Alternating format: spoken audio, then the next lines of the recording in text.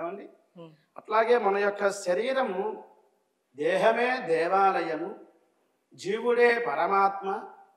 అజ్ఞానం అనేటువంటి నిర్మాల్యాన్ని తీసేయాలి. నిర్మాల్యం అంటే నిన్నటి పూజ చేసిన పువ్వులు, మారేడు పత్రి, తులసి దళాలు ఇలా ఏవైతే ఉంటాయో అవి నిన్నటి పూజ చేసిన ద్రవ్యాన్ని నిర్మాల్యం అంటారు. అజ్ఞానం అనేటువంటి నిర్మాల్యాన్ని తీసి సోహం భావేన పూజయేతు, మనస్సుతో పుష్పంతో, హృదయం అనేటువంటి పుష్పంతో అర్చన చెయ్యాలి అన్నారు. అటువంటి మహత్తరమైనటువంటి మహాన్యాసంలో అనేక రకాలుగా మనకి నమకం, చమకం అని ఉంటుంది.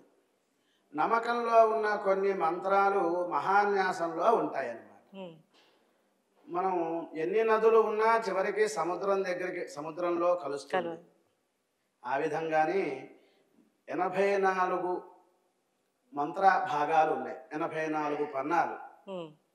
అవి 82 పన్నాలు. మంత్ర పన్నాలు అంటే వైదికంగా ఉపనయన వివాహాదులు చేసేటువంటి ప్రక్రియలో 2 పన్నాలు ఉంటాయి. 82 ఈ 84 పన్నాలలో అక్కడ కొంచెం అక్కడ కొంచెం ఆపనస, ఈ యొక్క అనువాకం అలా తీసుకుని క్రోడీకరించి భగవంతుడిని పూజించమన్నారు. అది మహాన్యాసంలో ఘట్టం. మనం కదంబం అంటాం, అంటే అనేక పుష్పాలను తీసుకుని వచ్చి ఒక పూలమాలగా భగవంతుడికి అర్పణ చేసినట్టుగా వేదంలో ఉన్న కొన్ని మంత్రాలు, రహస్యాలు మానవుడు రోజు చేయలేడు. కాబట్టి ఒక శివరాత్రి నాడు అభిషేకం చేసిన మహత్తరమైన ఫలితం వస్తుందని మహాన్యాసం అనేటువంటివి ఇన్ని మంత్రాలు చెప్పుకొని స్వామి దగ్గరికి వెళ్ళాలి. రుద్రాక్ష ధారణేన రుద్రో రుద్రమాప్నుయాత్ అని దేవీ భాగవతం చెప్పింది. రుద్రాక్ష ధరించినటువంటి వారు ఎవరైతే ఉంటారో ఆయన రుద్రుడు. నా రుద్రో రుద్రమర్చయేతు, నేను రుద్రుణ్ణి అయితే భగవంతుణ్ణి రుద్రుడుగా అర్చన చేయడానికి అవకాశం ఉంటుంది. అందువల్ల ఈ మహాన్యాసం అనేది మనం చదువుకున్నట్లయితే మనం ఒక స్థితికి వస్తాం. అటువంటి మహత్తరమైనటువంటి జ్ఞానము, దైవీ సంపద ఉంటేనే భగవంతుడికి అభిషేకం చేయాలి. ఈ యొక్క మహాన్యాసంలోనే కొన్ని భాగాలు పెట్టారు. స్వామివారికి ఎన్ని ముఖాలు అంటే పరమేశ్వరుడికి 5 ముఖాలు. సద్యోజాత, వామదేవ, అఘోర, తత్పురుష, ఈశాన అనేటువంటి 5 ముఖాలు. అంగముఖములు, ముఖములు పూజించేదాన్ని ఈ మహాన్యాసంలో ఉంది. మనకి దిక్కులు ఎన్నండి? మొత్తం 8 దిక్కులు. ఆకాశము 1, భూమి 1. ఒక్కొక్క దిక్కుకి ఒక్కొక్క అధిపతి ఉంటారు. తూర్పున ఇంద్రుడు ఉంటారు, ఆగ్నేయ భాగంలో అగ్నిహోత్రుడు ఉంటారు. మన ఇంట్లో కూడా కిచెన్ ఆగ్నేయంలోనే పెట్టుకుంటూ ఉంటాం.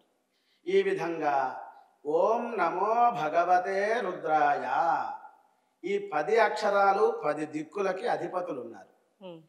వాళ్ళు కూడా మన యొక్క శరీరంలో ఉన్నారు. ఈ 10ని సంస్కృతంలో దశ అంటారు. శరీరంలో ఉన్న అవయవములను అంగములు అంటారు. దశ అంగ రౌద్రీకరణ, 10 భాగాలు మన శరీరంలో ఉత్తేజపరచడం. ఉదయం 5:30, 6కి ఎంతో హుషారుగా ఉంటాం. సాయంకాలం 6:30కి కాస్త నిస్సక్తు, శరీరం కాస్తంత తోటకూర చెట్టు ఎలా అయితే వంగిపోతుందో అలా వంగిపోతూ ఉంటాం. భగవంతుడి దగ్గరికి వెళ్ళటానికి శక్తిని పుంజింపజేసుకోవటం. ఈ యొక్క శరీరంలో ఒక్కొక్క దేవతకి, ఒక్కొక్క అవయవానికి ఒక్కొక్క దేవత ఉంటారు. ఈ విధంగా 10 దేవతలు దిక్కులుగా ఉన్నారు. వాళ్ళు మన శరీరంలో ఎక్కడున్నారు? దీన్ని రౌద్రత్వం చేయటానికి దశ అంగ రౌద్రీకరణ అంటారు. ఇంకొక 3వ భాగానికి వచ్చే సమయానికి మనకి అచ్చులలో ఈ ఈ ఉ అరు అరు అలు అలు ఏ ఐ ఓ ఔ అమ్మహ ఈ మొత్తం అక్షరాలు 16. ఈ 16 అక్షరాలకి మన శరీరంలో 16 అంగములు ఉన్నాయి. దానిని కూడా విడిగా మంత్రపూర్వకంగా ఉత్తేజింపచేసే దానిని షోడశ అంగ రౌద్రీకరణ అంటారు. ఇంకొకటి హంస మనం గాలి పీల్చి గాలి వదిలిపెట్టేటప్పుడు దీనిని హంస అంటారు. హ్మ్. పరమహంస పరివ్రాజకాచార్య ఫలానా యతీంద్రులు వస్తున్నారు, కంచి పీఠాధిపతి వస్తున్నారు, శృంగేరి పీఠాధిపతి వస్తున్నారు అంటాం. వారిని హంసతో పోలుస్తారు. హ్మ్. హంస ఏం చేస్తుంది?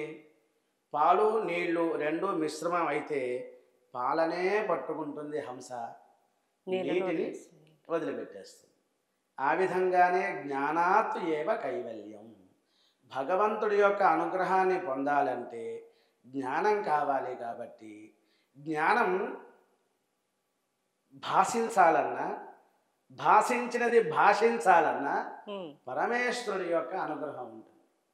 మన పిల్లలకి అక్షరాభ్యాసంలో కూడా శివాయ సిద్ధం నమః అంటారు. హ్మ్. శంకరోతీతి శంకర, శుభములు ఇచ్చేటువంటి వారిని శంకరులు అంటారు. శివ అంటే మంగళము కళ్యాణము అంటారు. ఆ విధంగా భగవంతుడి యొక్క అనుగ్రహం ఉంటేనే కైవల్యం వస్తుంది. కాబట్టి జ్ఞానాత్ ఏవ కైవల్యం. హంస నీటిని వదిలిపెట్టి పాలని పట్టుకున్నట్టుగా మానవ జన్మ తొందరగా రాదు. 84 లక్షల జీవరాశులలో మనం కూడా రెండు కాళ్ళ జంతువులం, నర పశువులం అన్నమాట. గురువుల యొక్క ఆశీర్వచనంతో ఈ యొక్క శివరాత్రి నాడు మహాన్యాసం అనేటువంటి భాగంలో దశాంగ రౌద్రీకరణ కొన్ని మంత్రాలు చెప్పుకోవాలి, షోడశాంగ రౌద్రీకరణ కొన్ని మంత్రాలు చెప్పుకోవాలి, హంస గాయత్రి చేయాలి. హ్మ్. ఈ యొక్క హంస హంస హంస పరమ హంస సోహం, హంస సోహం హంస, హంస హంసాయ విద్మహే పరమహంసాయ ధీమహి తన్నో హంస ప్రచోదయాతు అనేటువంటి మంత్రాలతో శక్తిని పుంజింపచేసుకోవటం. తన్మే మనః శివ సంకల్పం అస్తు. నా హృదయంలో శివుడు ఉన్నారు అని చెప్పే మంత్రాలను శివ సంకల్పం అంటారు. హ్మ్. పూర్వకాలం వేద పండితులు భక్తుడు అన్నవాడు తానొక్కడే తరించాడు. హ్మ్. ఈ మహాన్యాసంలో శివ సంకల్పాలలో కూడా భక్తుడు తనతో పాటు సంఘాన్ని, సమాజాన్ని, దేశాన్ని కూడా తరింపచేయాలని కోరుకుంటాడు. వేదమాత యొక్క అనుగ్రహంతో వేదం వచ్చిన పండితులు శివస్వరూపులు. వేద శివ శివో వేద, వేదాధ్యాయీ సదాశివ, తస్మాత్ సర్వ ప్రయత్నేన వేదమేవ సదా జపేతు సదా అభ్యసేతు. వేదమే శివుడు, శివుడే వేదము. అటువంటి వేదం చదువుకున్నవారు సదాశివుడు. ఎవరైనా వేద పండితులు కలిస్తే నమస్కారం చేయాలి, సాష్టాంగ దండ ప్రణామం చేయాలి. అటువంటి వేద పండితులు ఈ మహాన్యాసంలో శివ సంకల్పము రోజు సాయంకాలం పూట చెబుతారు. తన్మే మనః శివ సంకల్పమస్తు అని. ఈ ఎప్పుడైతే ఈ యొక్క శివ సంకల్పం చెబుతారో రాత్రిపూట పడుకున్నప్పుడు అందరికీ సుస్వప్నాలు వస్తాయి, దుస్వప్నాలు రావు, కళలు పీడ కళలు రావు. హ్మ్. అందువల్ల శివాలయం ఉన్నటువంటి ఊర్లోనే భోజనం చేయాలి అంటారు. హుహు. మనకి గ్రామాలలో శివాలయం లేకపోతే ఆ రోజు అక్కడ భోజనం చేయకూడదు అంటూ ఉండేవారు. హ్మ్. అందువల్ల శివాలయంలో ఉన్నటువంటి అర్చక స్వామి, వేద పండితులు ఈ మహాన్యాసంలో కొన్ని భాగాలుగా ఏర్చి పేర్చి కూర్చి భగవంతుడి దగ్గరికి అభిషేకానికి వెళ్ళే సమయంలో ఈ తన్మే మనః శివ సంకల్పమస్తు. ఒకవేళ రోజు పడుకునేటప్పుడు తన్మే మనః శివ సంకల్పం అస్తు అని పడుకుంటే సుస్వప్నాలు వస్తాయి. మన ప్రతినిధిగా వాళ్ళు ప్రతిరోజు అభిషేచనం చేస్తారు. కనీసం నెలలో మాస శివరాత్రి అని ఒకరోజు చేస్తారు, అమావాస్య ముందు రోజు. అవును. ఇది మాఘమాసం మహత్తరమైనటువంటిది. ఈ రోజు శివరాత్రి.